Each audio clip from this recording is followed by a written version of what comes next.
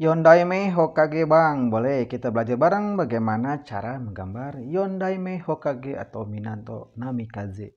Perhatikan baik-baik ya, kita belajar bareng. Kita buat yang lagi menggunakan jurus Shikifujin nih teman-teman. Pertama kita buat dulu nih bagian alis dari Shikifujinnya.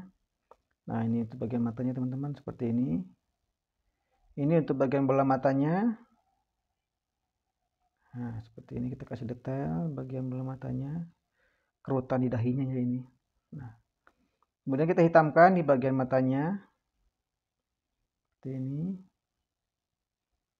Nah, ini untuk bagian hidungnya. Hidung Shikifujin. Sudah kalian ketahui ya teman-teman bahwa Shikifujin adalah salah satu teknik terlarang atau kenjutsu yang lumayan terkenal di serial Naruto. Kemunculan teknik ini terbilang lumayan sering di momen-momen ikonik seperti penyegelan Kurama hingga kebangkitan 4 Hokage.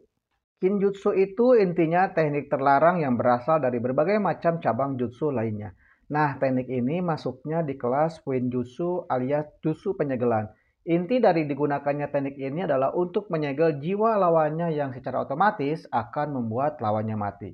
Tapi ada variasi lainnya yang misalkan memindahkan jiwanya ke objek lain dengan ritual penyegelan tertentu.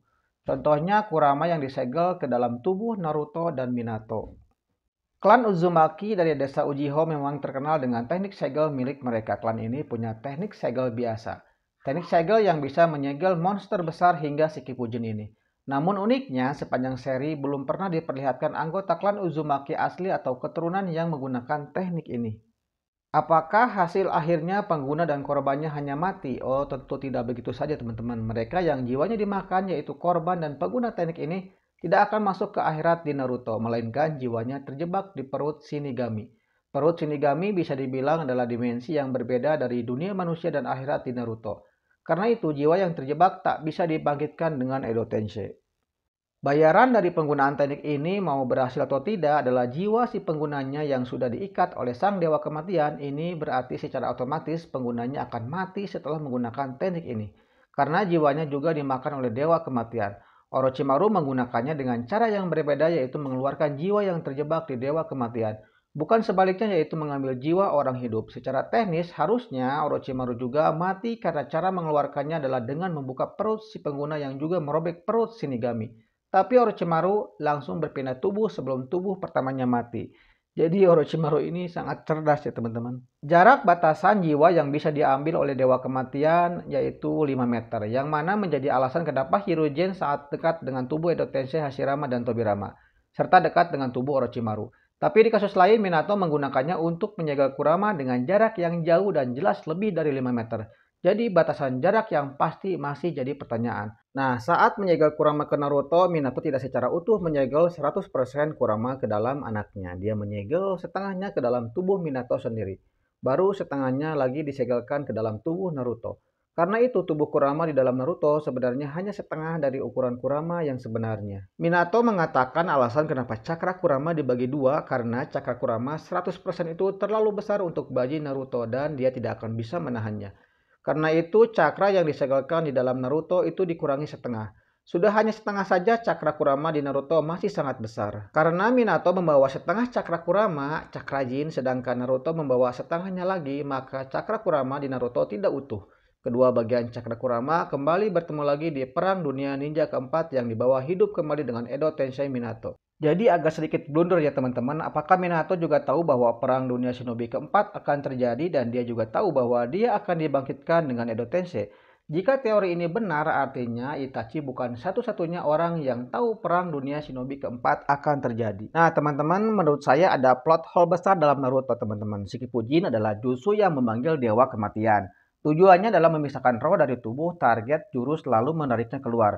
Kemudian Dewa Kematian akan memakan roh tersebut. Mereka yang menjadi korban jutsu ini selamanya tidak akan tenang karena roh mereka akan terus bertarung dalam perut Dewa Kematian.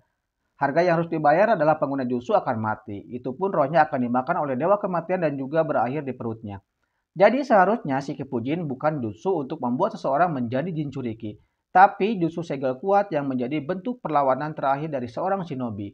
Minato menggunakan jutsu ini karena dia sendiri bukanlah seorang Jinchuriki, juga karena Kyuubi terlalu kuat. Makanya Hirogen ketika merilis jutsu ini dalam pertarungannya melawan Orochimaru, menyebutkan bahwa ini adalah jutsu dari pahlawan yang menyelamatkan Konoha. Hirogen juga meminta maaf pada Hokage pertama dan kedua ketika akhirnya berhasil menangkap mereka karena tahu konsekuensinya menjadi korban jutsu ini. Orochimaru juga menjadi korban roh bagian tangannya terlepas dan ikut tersegel dalam perut Dewa Kematian, membuatnya tidak mampu merilis jutsu. Tapi pada perkembangannya, Shikipujin diperlihatkan sebagai jutsu segel Jinchuriki milik Naruto, bukan Hakefuin. Bahkan Minato entah bagaimana berhasil merilis cakra Kyuubi-jin selama pertempuran perang ninja. Suatu hal yang aneh karena kita mengetahui betul bagaimana proses yang dilakukan Naruto untuk mengendalikan cakra Kyuubi. Ribet teman-teman. Mesti bertarung dulu, tarik-menarik cakra. Pertanyaannya kapan Minato melewati proses itu? Padahal dia baru pertama kali bangkit ketika topeng Shikipujin ditemukan oleh Orochimaru dan dia menumbahkan diri agar dapat merobek isi perut Dewa Kematian. Apa selama di perut Dewa Kematian mereka semua berteman teman-teman? Ah, entahlah. Bagaimana menurut kalian? Tulis di kolom komentar ya. Nah teman-teman, ini gambarnya udah mau jadi. Tinggal diarsip dikit-dikit dan diwarnai dikit-dikit seperti ini teman-teman. Saya masukkannya yang hitam putih biar simple. Semoga video ini bermanfaat dan semoga kalian dapat mencoba di rumah dengan sangat mudah. Lakukan dengan perlahan ya, jangan pernah terburu-buru, nikmati saja semua prosesnya. Karena semua hal itu butuh proses. Sampai jumpa di video berikutnya. Goodbye. Selamat mencoba.